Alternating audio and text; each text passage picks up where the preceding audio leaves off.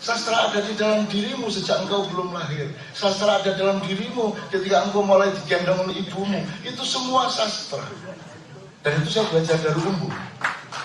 Sastra sangat dibutuhkan oleh para orang yang sedang menjalankan agama. Kalau orang menjalankan agama tidak kenal sastra, dia ngertinya bahasa hukum, dia ngertinya bahasa ilmu, dia ngertinya bahasa politik, dia ngertinya bahasa formal, maka dia kehilangan sastra, dia tidak akan menemukan agama. Karena semua, hampir semua ayat-ayat Al-Quran sangat pakai cara-cara sastra. Jadi yang disebut secara sastra. Kenapa Lailatul Qadar bisa sebut itu perhitungan ekonomi macam dulu? Orang bayangin Lailatul Qadar itu kan mau dapat duit banyak, kan gitu kan? Dapat istri, hutangnya bisa dibayar, dapat undian, kan gitu kan? Yang disebut Lailatul Qadar itu materialisme.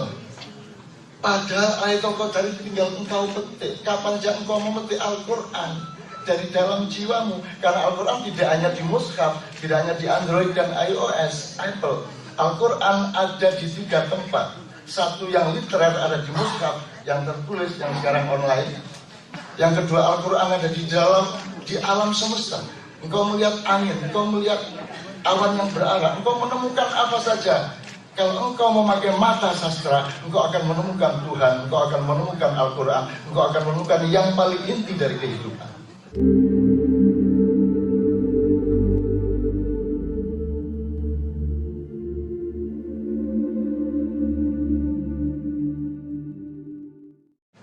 Begitu Quran di Android kan kita agak kebingungan apakah untuk pegang handphone kita mesti wudhu dulu.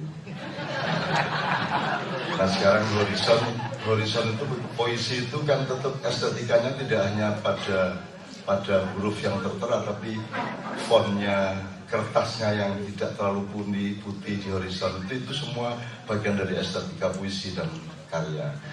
Nah itu akan kita tinggalkan semuanya, dan saya ingin merayakannya tetap dengan kegembiraan dan optimisme. Karena begini Mas, sebelum saya akan memulai apa yang menjadi kewajiban saya kebetulan membaca salah satu penelitian bahwa ada yang disebut generasi milenial, generasi yang jumlahnya terbanyak dan mendominasi perilaku kebudayaan sekarang ini di Indonesia yang jumlahnya terbesar.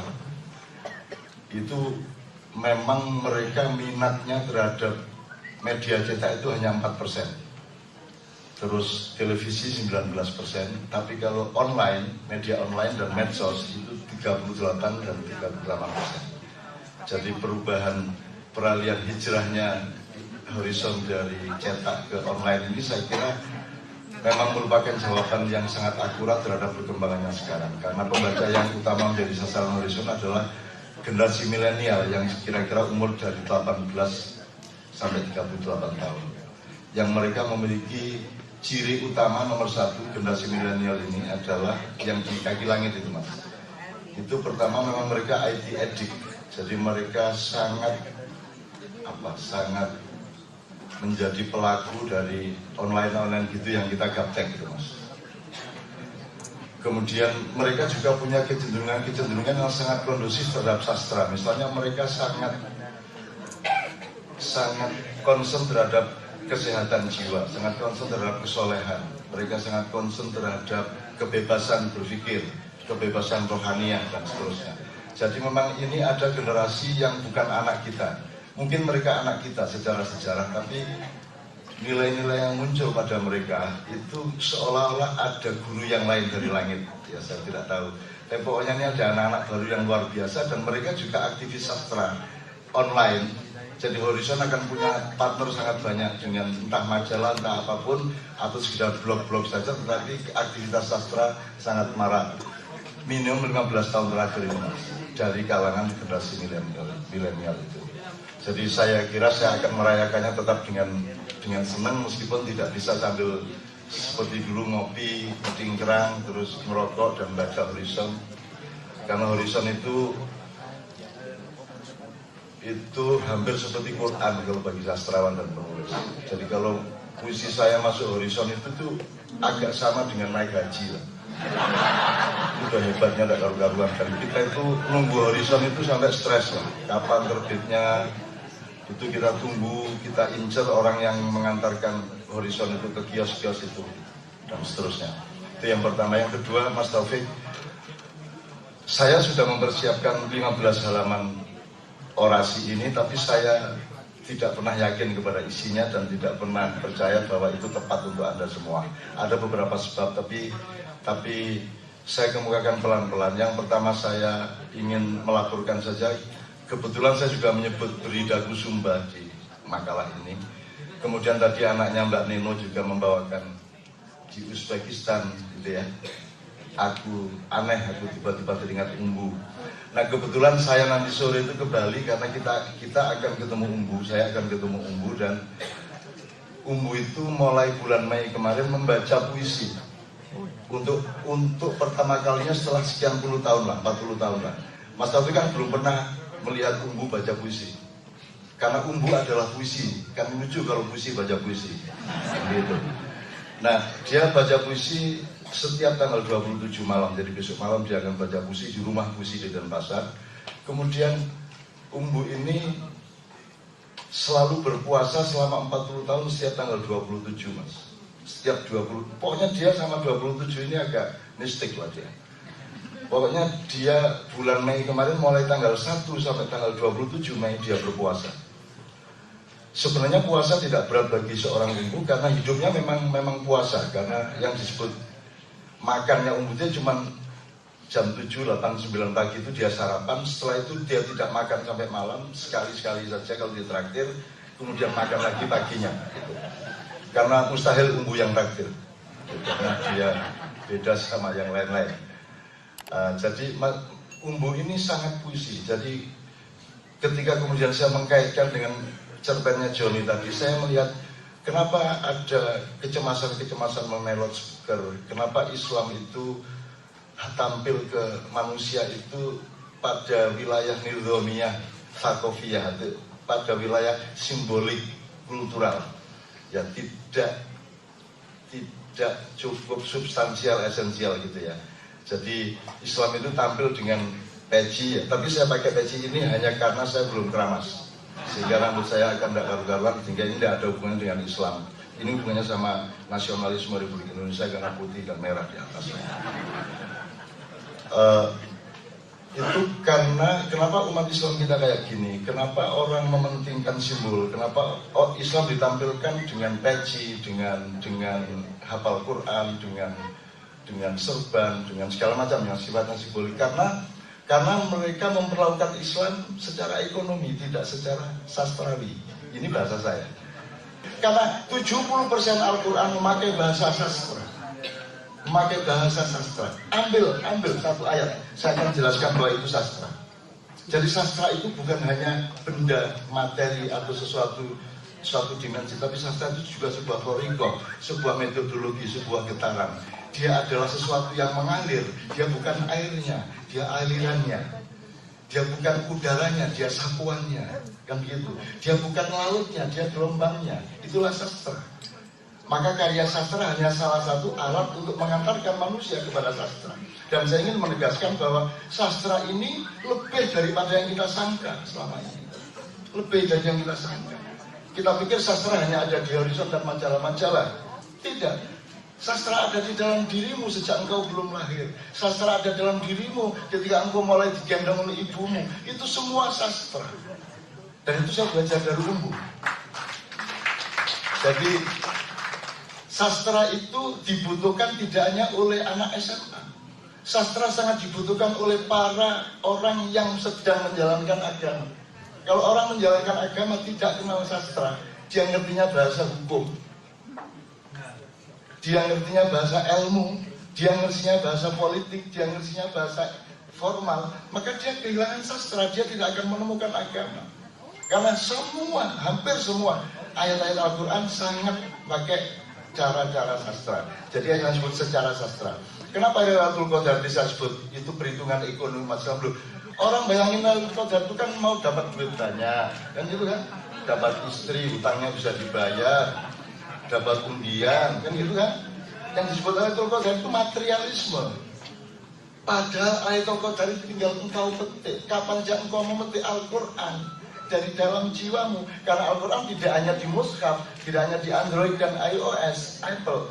Al-Quran ada di 3 tempat. Satu yang literer ada di mushaf, yang tertulis, yang sekarang online. Yang kedua, Al-Quran ada di alam semesta. Engkau melihat angin, engkau melihat awan yang berarah, engkau menemukan apa saja. Kalau engkau memakai mata sastra, engkau akan menemukan Tuhan, engkau akan menemukan Al-Quran, engkau akan menemukan yang paling inti dari kehidupan. Jadi Bapak-Bapak sekalian, saya sedang ingin mengatakan bahwa yang butuh sastra itu bukan hanya kita para sastrawan. Yang butuh sastra itu nomor 1 presiden politik. Itu sangat butuh sastra. Karena sastra itu urusannya sama harga diri manusia, sama rohani manusia, sama macam-macam. Ya. Dan ini negara tanpa sastra. Ini kebudayaan hampir tanpa sastra. Ini media massa tanpa sastra. Mungkin ada dimuat puisi-puisi, tapi hatinya redaksinya tanpa puisi. Hati redaksinya, pikiran redaksinya tidak ada sastranya. Karena mereka tidak mengerti sastra. Sama dengan ulama-ulama tidak mengerti sastra. Bayangkan cerpen diharamkan sekarang. Alasannya dia bohong karena nggak pernah terjadi. Jadi tadi ini Joni tadi ini muslim sesat. Karena dia baca cerpen, kan nggak pernah terjadi tadi si Solmed, si Kang siapa, kan nggak ada, semua itu kan fiksi. Berarti itu kebohongan menurut sejumlah ustadz dan ulama. Karena mereka tidak mengerti itu amsal. Itu namanya dalam Quran amsal. Itu simbolisme, perumpamaan. Itu uslub, itu bahasa sastrawi. Ya, kalau dalam politik namanya diplomasi. Kalau di dalam kebudayaan namanya kenegarawanan, kan begitu. Kalau dalam olahraga itu sportivitas, bukan menendang bolanya, tapi ketepatan dia dan sikap dia untuk memelihara keamanan bermain bola satu sama lain, gitu. Jadi saya tadi agak seneng-seneng juga, tapi sedih-sedih juga mendengarkan Joni membawa cerpen karena melihat umat Islam itu sangat kapitalistik melihat Islam. Dikit-dikit minta pahala. Dikit-dikit minta pahala. Hitungannya ekonomi aja. Sudah Ramadan capek-capek, itu mintanya Lailatul Qadar. Yang disebut Lailatul Qadar itu mesti duit banyak, jabatan meningkat, terus bisa pergi ke Amerika sama anaknya gitu. Dan seterusnya. Jadi selalu materialisme. Selalu orang Islam ini kalau diiming sholatlah duha supaya. Selalu ada pamrih ekonominya supaya. Sini jam tanganmu, sini kunci mobilmu, sini duitmu dikumpulkan di sajadaku supaya kamu mendapat balasan dari Allah 700 kali lipat, kan gitu. Selalu supaya. Dalam sastra tidak ada supaya. Indah ya indah, sholat ya sholat, memberi ya memberi, mencintai ya mencintai. Kita mencintai istri tidak supaya istri mencintai kita. Kita mencintai istri titik. Kita mencintai istri kapan saja, dunia akhirat mencintai istri titik. Yang ya, yang aja saya yang sampai garing aku. Boleh saya minta minum ya. Jadi Bapak sekalian jadi gini. Saya ulang sekali lagi sebelum saya menderet ini judulnya.